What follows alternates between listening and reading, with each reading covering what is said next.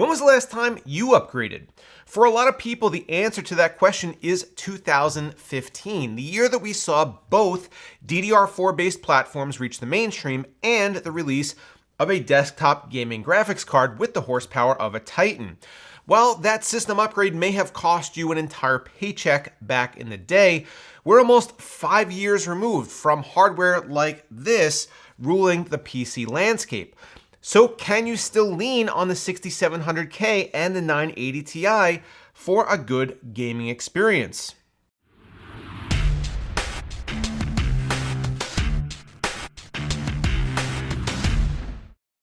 When I first got my hands on a 980 Ti, I was almost gleeful. Up until that point, I had been mainly using mid-range cards, including a lot of AMD options. The GPU that I had before this was actually an AMD R9 390, a fine graphics card in its own right, and a worthy competitor to NVIDIA's GTX 970, which came out in 2014.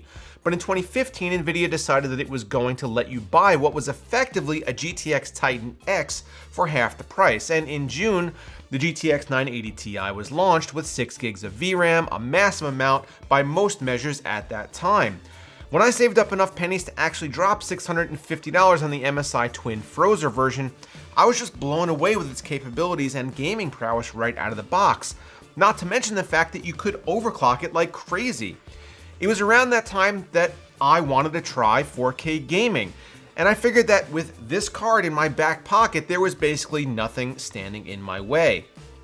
Well, fast forward to 2020, and as it turns out, we're still quite a ways away from figuring out that 4K gaming thing, with the most popular resolution by far still being 1080p. In fact, about 70% of gamers as of December 2019 are still rocking those types of panels, preferring to prioritize higher refresh rates and a smoother gameplay experience rather than more pixels to peep. Back in 2015, the 980 Ti would crush anything that you threw at it in 1080p, but as titles have released that are more demanding on hardware, the requirements for satisfactory gameplay at that resolution has ramped up significantly. Right around the same time that NVIDIA pushed out the 980 Ti, Intel also made their first foray into a new architecture, a new manufacturing process, and a new platform that used the DDR4 memory standard. Side note, as it turns out, 5 years later, this is actually still just the newest thing that they've managed to sell on the mainstream side of things. We just now have more of these same Skylake cores on one package, despite the naming and branding refreshes that they have received. Sure, I guess there are minor tweaks here and there, and they've tacked on a few pluses to the 14 nanometer description, but this is part of the frustration with Intel right now. They've given us really nothing new in going on 5 years, while AMD is just pooping all over them in every aspect. Come on, Intel, just get your shit together. Skylake was fantastic, and this chip led the charge into the next era of computing. Sure, it still had 4 cores and 8 threads, just like Haswell did before it, but it was made on a new node, was more power efficient, had boosted IPC, and leveraged faster memory, as well as technology like the new M.2 interface and USB 3.1. In fact, this 6700K was, for several years, absolutely the fastest processor on the market, for gaming at least, right up until the 8700K came out in late 2017. So for consumers in 2015, it looked like a great time to buy. Not only could you pick up a new processor which updated almost everything about the Haswell platform, but you could pair it with a monster graphics card for the ultimate gaming experience. Granted, it would be almost impossible to reuse any of your older components. In addition to the CPU and GPU that you needed to pick up, you would also need a new motherboard, new memory, and maybe even new storage and power. So this upgrade wasn't going to be cheap or easy. But if you took that $2,000 hit to your wallet and you've been riding it out ever since, where do you stand? Does your gaming experience still hold up? I took this 6700K 980 Ti combo and pitted it against 4 other systems using modern graphics cards and a 9900K. The 2 AMD comparisons I chose were the RX 5700 and a new 5600 XT, while from NVIDIA stack I chose the 1660 Ti and the RTX 2060.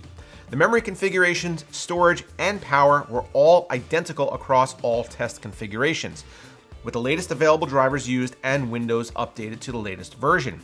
One small note here on the following charts that you're about to see, the y-axis is mislabeled as a 6600K, which was just a dumb error that I made in Excel. All the results you see here for the 980 Ti were run with this 6700K, XMP profile on, and no manual overclocks.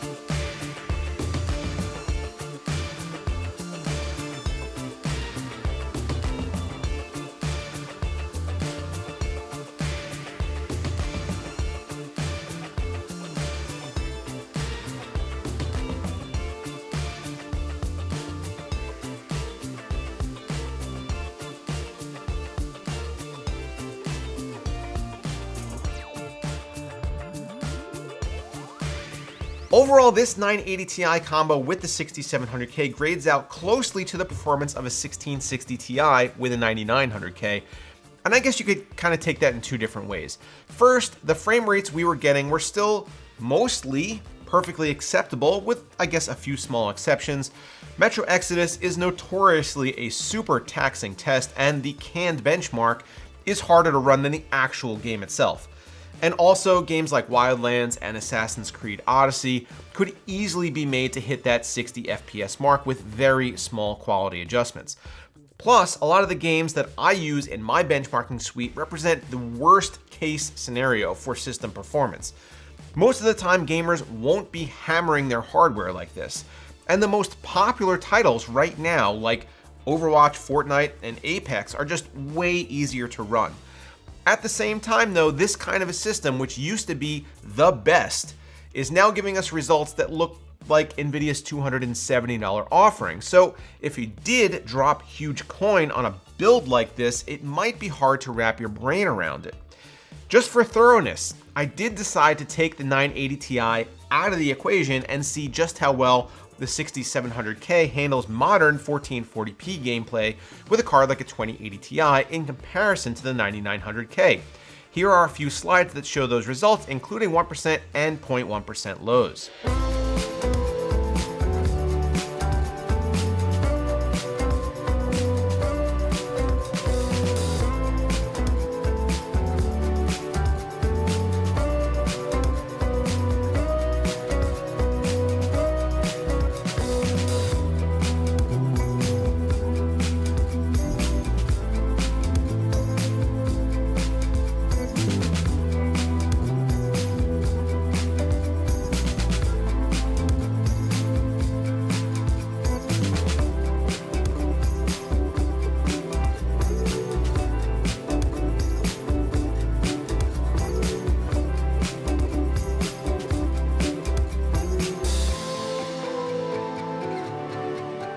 So is your 2015 system a bust in 2020?